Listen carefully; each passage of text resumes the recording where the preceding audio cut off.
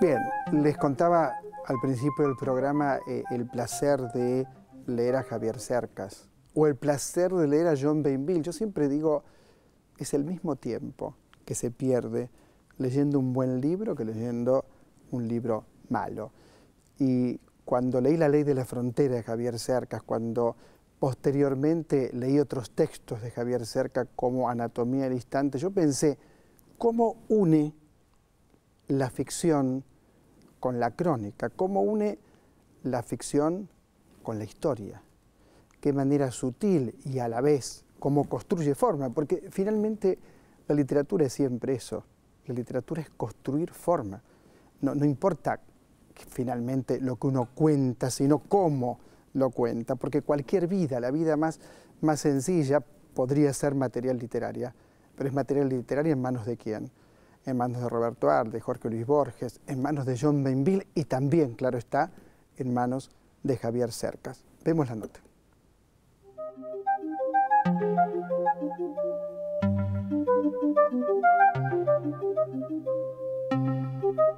Yo recuerdo el impacto que me causó cuando leí La Ley de la Frontera con un delincuente entrañable. Delincuente entrañable. Parece contradictorio, ¿no es cierto? Que es el Zarco. El Zarco y su novia, me acuerdo que me impactaron mucho. Después leí Anatomía de un Instante, que es el golpe de Estado que quiso dar Tejero, y la verdad que son muchas páginas y uno se siente viviendo allá adentro. Es un libro fascinante que también se lo recomiendo. Y bueno, y ahora Javier Cercas nos da El Impostor, que también es un libro extraordinario. Es demasiado, ¿no, maestro? Bueno, eso es muy generoso. Yo hago lo que puedo, ¿no? Es verdad que El Impostor surge también, entre otras cosas, en una cena en la casa de Mario Vargas Llosa, que dicho sea de paso ha estado varias veces en este programa, que él dice es un personaje para vos, para ti. Sí. Yo no sé, bueno, esto ocurrió poco después de que estallara el caso Marco, esto ocurrió en el año 2005, un caso que recorrió todo el mundo, pero que fue especialmente llamativo y especialmente impactante en España. ¿Quién es Enric Marco? Bueno, entonces vamos a contar quién es Enric Marco, porque es muy importante. Digamos, es el tema visible de este libro, ¿no? Mire, hubo casi 9.000 españoles deportados en los campos nazis, la mayor parte de los cuales fueron a parar a un campo llamado el campo de Mauthausen, en Austria. Y cuando algunos de estos deportados regresaron a España tarde, porque estaba el franquismo, etc., montaron una asociación llamada la Amical de Mauthausen. Pues bien, durante los años de principios de siglo, de nuestro siglo, y de apogeo de eso que de España se llamó, con una palabra, una expresión que a mí no me gusta mucho, la recuperación de la memoria histórica, con una expresión, el presidente de esa asociación se llamó Enric Marco. Este señor pronunció centenares de conferencias en las que contaba su experiencia en un campo nazi, en el campo de Flossenbürg, en Baviera. Este señor concedió decenas y decenas de entrevistas de prensa, de radio, de televisión. Este señor se convirtió en lo que en el libro llama una auténtica rockstar de la memoria histórica.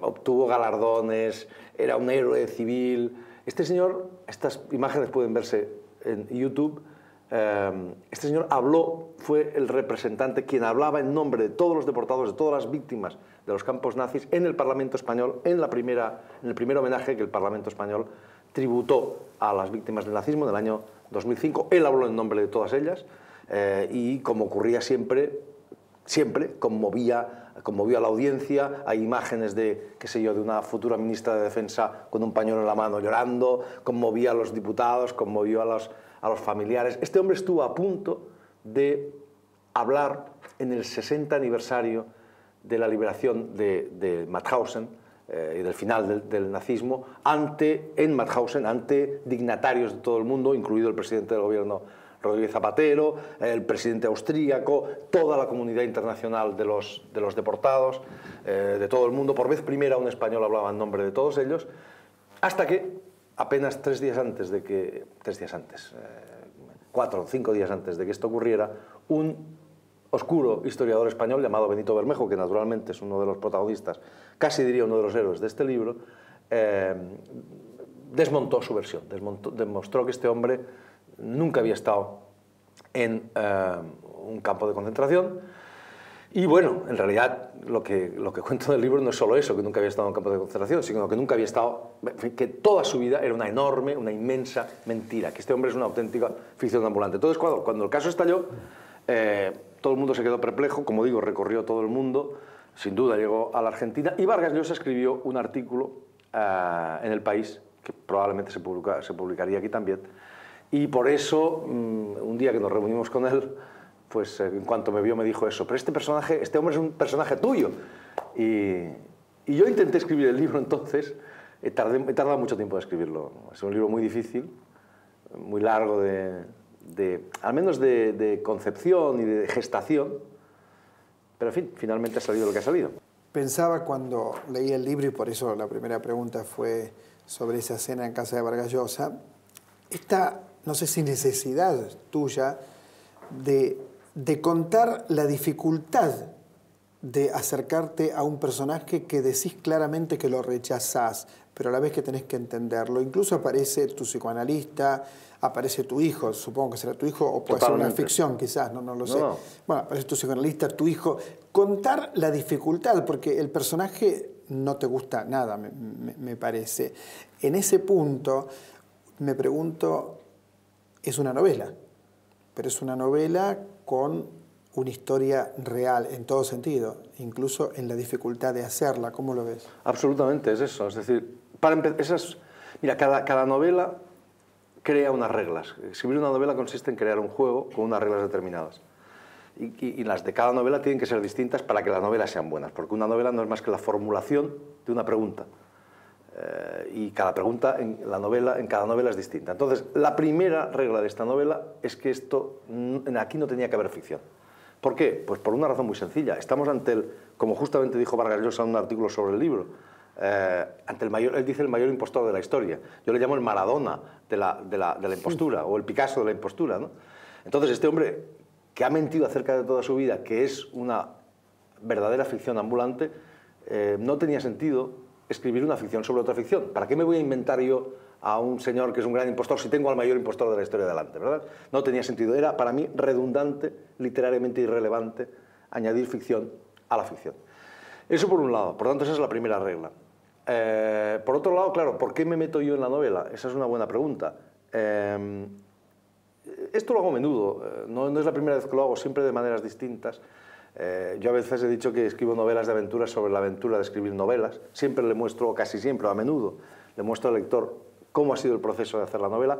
En este caso era particularmente importante, o especialmente importante, y yo le cuento al lector cómo llegué a escribirla, las angustias, las perplejidades, cuál fue mi relación con el protagonista, con Marco, con el protagonista, digamos, visible, con el gran impostor, cuál fue mi relación con él, etc., ¿no? ¿Por qué? Pues porque lo que yo no quiero es que el lector lea el libro y diga, wow, qué personaje tan fantástico, tan increíble, no tiene nada que ver conmigo, es increíble, qué impostor, en cambio yo soy una persona que nunca ha mentido a nadie, que lo he hecho todo bien.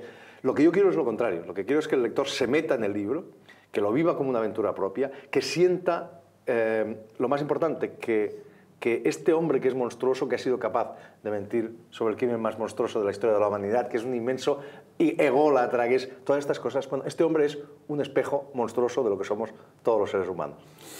Quiero decir, este libro, a mí me gusta mucho citar a propósito de este libro un verso de Horacio que dice, de te fabula narratur, la historia habla de ti. Eso es lo que yo le digo al lector.